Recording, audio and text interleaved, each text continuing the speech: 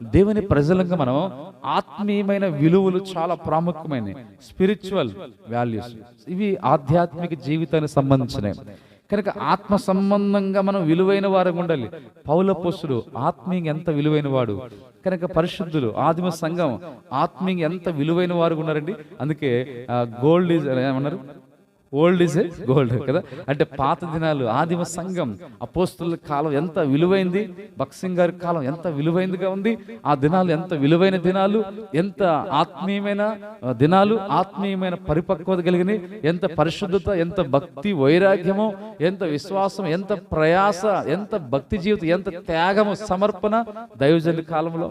కాబట్టి అంటే ప్రస్తుత దినాల్లో మనము ఆధ్యాత్మికమైన విలువలు మనం పోగొట్టుకున్న ప్రపంచం క్రైస్తవ సంఘం ఎలా ఉందంటే సార్వత్రిక సంఘము ఆత్మ సంబంధమైన విలువలను పోగొట్టుకున్నాం. ఒకసారి మనం ఆది సంఘం చూస్తే, ఒకసారి అపోస్తుల పౌలు అపోస్తులు మనం వాళ్ళ కాలం చూస్తే, లేదా మనకి ఈ మధ్య కాలంలోనే భక్సింగ్ గారి కాలం చూస్తే కదా, ఇప్పుడు చాలా మంది ఎన్నో రకాలుగా చెప్తున్నారు. కారణం ఏంటంటే ఆ కాలంలో ఉన్న భక్సింగ్ గారి కాలంలో ఉన్న అలాంటి ఆత్మీయ విలువలు కొరతైపోతున్న సంఘంలో, సార్వత్రిక సంఘంలో, ప్రపంచంలో.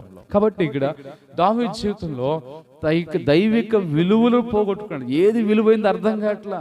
దేవుని వాక్యం విలువైంది, దేవుని ఖడ్గం విలువైంది, దేవదూత పట్టుకున్న ఖడ్గం విలువైంది, కానీ ఒక అన్యుడు అపవిత్రుడు దేవునికి విరోధంగా ఉన్న ఆ ఖడ్గం ఎట్లా విలువైందండి? అది ఎంత గొప్పగా ఇచ్చారు అంటే అసలైన విలువలు పోగొట్టుకున్నారు. అందుకే అంటారు, ఏమంటారంటే ఒకసారి ఒక వ్యక్తి, ఒక పిల్లోడంట షాప్ దగ్గరికి వెళ్ళాడంట, మార్కెట్కి వెళ్ళాడు.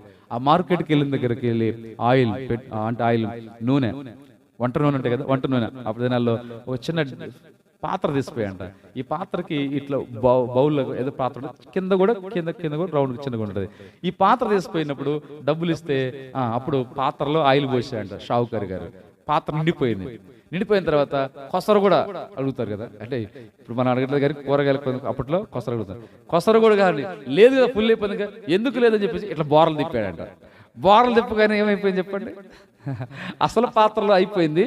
అడుగురు కూడా కొంచెం చిన్న బౌల్లో ఉంటుంది, కొంచెం చిన్న దాంట్లో కొంచెం పట్టింది, కానీ అసలైంది ఇటు పైది, అడుగు భాగం కొంచెం.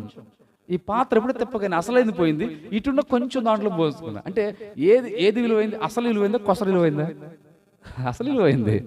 అంటే అసలు పోతుంది, ఇప్పుడు ఏమవుతుంది చూడండి, కొసరు వచ్చేస్తుంది కదా. అంటే చూడండి దావీదు అలాంటి స్థితిలో దిగజారిపోయినాడు.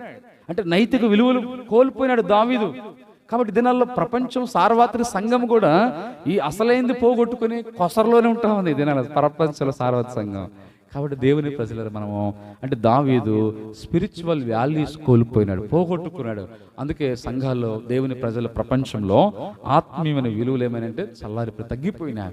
దేవుని వాక్యానికి ఉండవలసిన విలువ లేకుండా పోయింది, పరిశుద్ధతకు విలువ లేకుండా పోయింది, ప్రార్థనకు విలువ లేకుండా పోతుంది, దేవుని ఆత్మీయ విలువ లేదు, దైవ సన్నిధికి విలువ లేదు, దేవుని వాక్యాలకు, దేవుని కార్యాలకు, స్పిరిచువల్ గా పరసంబంధమైన వాటికి విలువలు ఎంతో తగ్గిపోతున్నాయి. కారణం ఏంటంటే దావీదు మనస్తత్వం వచ్చేసింది జనాల్లో కదా. దావీదు అంటే గొల్యాతు ఖడ్గం ఎంత దీనికి సమానమైంది ఇది అంటున్నాడు.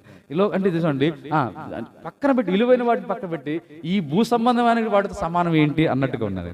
పర సంబంధమైన పక్కన పెట్టేసి భూ సంబంధమైన వాటిని వీటికి సమానమైంది ఏముందండి, దీనికి సమానం ఏ వాక్యం పనికి వస్తుంది అన్నట్లుగా ఉన్నారు. దీనికి సమానం దేవుని సన్నిధి పనికి వస్తుందా, దీనికి సమానం వాక్యం పనికి వస్తుందా, పరిశుద్ధత, ఆత్మీయత ఏది పనికి వస్తుంది, దీనికి సమానమైనది ఏది అనే స్థాయిలోకి దిగజారిపోయిన ఆత్మీయ స్పిరిచువల్ వాల్యూస్ డౌన్ అయిపోయినాయి. అందుకే ఇప్పుడు దావీదు ఏం పోగొట్టినంటే ఆయన విలువైంది ఏదో విలువ. ఒకప్పుడు ఏమన్నా తెలుసా, సున్నతి లేని ఫిలిస్తీయుడు ఇశ్రాయేలు సైన్యాన్ని తిరస్కరించడానికి సున్నతి లేని ఫిలిస్తీయుడు ఎంతటి వాడు అంటే అర్థం ఏంటి, తక్కువ వాడు అని అర్థం. అవునా, తక్కువ వాడు అంటే దేవుడు గొప్పవాడు, తర్వాత దేవుని ప్రజలు గొప్పవాడు అని అర్థం.